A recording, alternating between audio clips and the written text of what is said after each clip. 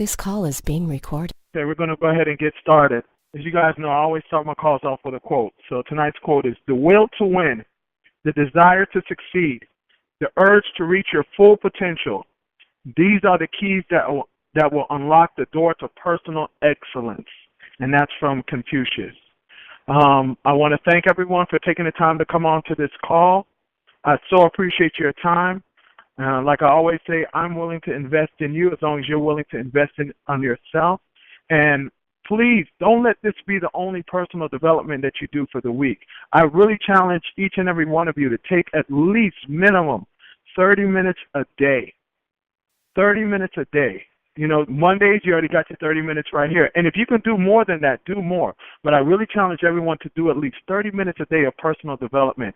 And I guarantee you, whether it's listening to these calls, listen to the old versions of these calls, going on YouTube and listening to Brian Tracy, Les Brown, T. Harv Eker. If you don't know who to listen to, give me a call and I'll share with you all the people that I listen to. But I guarantee you that if you take 30 minutes a day reading a great book, a good self-help, a personal development book, I guarantee you'll see the differences in your life. This is our episode number 10, so we've reached a milestone. This is our 10th one. I thank everyone that started from the beginning, that have been listening from the beginning, and I thank all of you that are just finding out about it and coming on to the calls now. If anyone misses the call or you want to share the call with anyone, the live playback for tonight's call will be available tomorrow. 718-867-6700. All the old episodes are always on powerinAhalfhour.com. So if you want to go back, like I said, this is episode number 10. If you want to go back and listen through 1 through 9, or even this one, you can go to powerinAhalfhour.com. I actually listened to the first one today. We're on a couple internet radio stations, New Radio and Yemen Radio. And I was listening to it because one of them started playing them today. So I actually went back and listened to episode number 1 for the first time. And if I don't say so myself, it wasn't bad at all. Subscribe to it. All you guys that have iPhones or that have an iTunes account, go ahead and subscribe to the podcast in the iTunes store. Just search for Power and a Half Hour. We're also on Stitcher. We're in TuneIn Radio. We're on SoundCloud. And like I told you, we're on New Radio on Mondays and Yemen Radio on Tuesdays. Friend me on Facebook if we're not already friends. My name on Facebook is Mark Starr. Like my page, it's Coach Mark. And we also have a Facebook group, Power and a Half Hour. Make sure that you guys search for that group and go ahead and join that group. If you can't find it, just send me a message and I'll add you in there. What we're doing for the rest of the year, we got 2 weeks left in the year. So we're all coming up with one goal that we want to accomplish before the end of this year and one fear that we would like to overcome. Mine is to finish my book, and my fear to overcome is to ride that Ferris wheel in downtown Atlanta in Centennial Park. Oh my gosh. I don't know what I got myself into, but you know what? Since I committed it to you guys, I'm going to do it. All right? For those of you that are looking to do that personal development and read some books, make sure you join A Lady Named Pearl's book club on Facebook. Once again, if you can't find it, just send me a message and I'll go ahead and add you on there. And I have a daily message service called Be Better Daily. If you want to go ahead and join that, all you got to do is text BETTERDAILY to 411247. It's a free message service that sends you out pretty much an inspirational quote every single day. So it's a great way to start your day off. It doesn't cost you anything. It costs me. But I just do it as another way that I give back. So let's go ahead and jump in because we only got 24 minutes and we got a lot of stuff to cover tonight. Quick review of the action steps from last week. I had to rush through it, so I just wanted to review really quickly. I want you guys to write down a goal, a major goal that you would like to accomplish in 2015, right? And put it in the form of a question. So for me, I want to be an internationally best-selling author next year, right?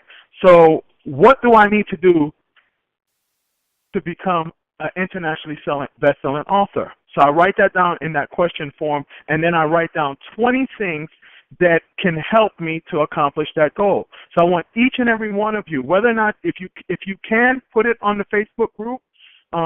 That way you'll be accountable to it, and trust me, it's going to help you to push through that goal a little bit easier. But if not, make sure you share it with at least somebody. So write down a goal in the form of a question, and then come up with 20 things that you can do, that you can work towards, that's going to help you to accomplish that goal.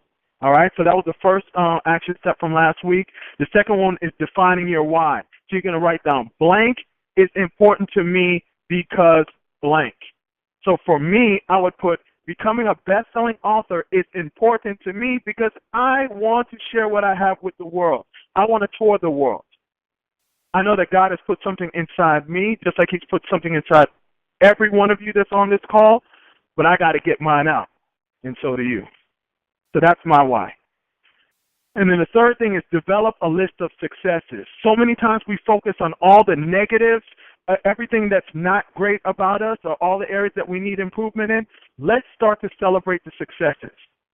Okay? So let's write down a list of all the successes. And it could be small successes. It doesn't have to be huge. Let's just start writing down a lot of the successes. All right? And then the fourth is we're going to change our standards. So we're going to write down all the things that we are inspired to become. You know, I'm huge with, one thing about me, I love quotes, I love questions, and I love lists. So we're going to write down a list of all the things that we're inspired to become. Then we're going to write down all the things we will no longer accept in our lives. And then all the things that we will no longer tolerate. If we don't write them down, the first step to change is awareness. So for us to change any situation in our life or to change anything about us, we have to become aware of it. So we have to first of all start thinking and asking us our questions. What will we not tolerate anymore? All right? So those were the action steps from last week. Let's go ahead and jump on those. Okay, so let me dive in because we only have 22 minutes and I got a lot of stuff to cover tonight. So one of the biggest obstacles that holds us back in life from attaining the success that we desire and deserve is holding on to unresolved pain, or better known as unforgiveness. How many of you can relate to that? All of you. All of us. All of us. I'm sure that all of us is holding on to some level of unforgiveness in our lives. Marianne Williamson said, "Forgiveness is not always easy. At times, it feels more painful than the wound we suffered to forgive the one that inflicted it, and yet there is no peace without forgiveness." What a powerful quote. So anyway, this is our 10th week, and of all the info that I've shared, this is the subject that is so dear to my heart because this is, I would probably say, almost more importantly than goals and everything else, because you know what? If you don't get yourself right, then nothing else, all the other stuff that you do isn't going to make any sense in the world. You can have all the money in the world, but if you're not happy and content and have peace within you, then nothing else matters. That's why you have so many rich people that are willing to commit suicide and doing all kinds of crazy stuff that are on drugs because they don't have that peace within themselves. So that's why this is so, so important. This has definitely been the greatest lesson that I have learned. Without understanding how and why we need to forgive, we can never go from being a wounded soldier to a warrior. So although I have so much to share with you on this subject, this week was probably the most difficult week that I've had experience in preparing for the call. And probably because there's a million different directions that I could have gone with this call, and because I know for a fact that everyone on here has experienced some level of pain in dealing with another human being. So as I wrestled with the many different ways that I could have shared this information, I decided to ask myself, what a series of questions. You guys know. You guys know how much I love questions. If you don't ask questions, guess what? You can't get answers. I believe that the answers that we all seek are already inside us. The only way for us to get the right answers is to what? Ask the right questions. When we start asking questions, our subconscious goes out and looks for the right answers. But guess what? They're already inside of us. That's why questions are so important. We put our subconscious to work. I don't think that everyone on this call really understands how powerful our subconscious is. But one of the ways that we activate our subconscious is by what? Asking questions. That's why I ask so many questions. Now, before I get started, I ask all of you to not believe a word that I say. The answer to these questions aren't necessarily true or false, but they're just my experiences. These are the solutions that have helped me over the years, and guess what? I believe they can help you. That's why I'm sharing them with you guys today. So are you guys ready? We're about to jump in. All right, so the first question is, what are the most common types of painful situations that we experience? Number one, betrayal. And what's that? To hurt someone who trusts you by not giving help or doing something morally wrong. Basically selling somebody out. All of them are selling out, though. Number two, deceit. The act or practice of deceiving. An act intended to trick. And it's so funny because me and one of my really good friends on Saturday was talking about the difference between a liar and somebody that's deceitful. And godly, to me, deceit is the worst. Like, just so if you guys don't know the difference, like somebody that will sit there and tell like a little lie about something, but someone that deceives you is they're gonna go out of their way. So that's like they were out doing something they should have been doing, and then now they go race to the other side of town to call you from the other side of town to purposely trick you. That's the worst to me. Anyway, abandonment. And that's to give up completely on someone. And then the third is disloyalty. And basically that's the act of not being loyal to a person. So what is loyal? Being loyal?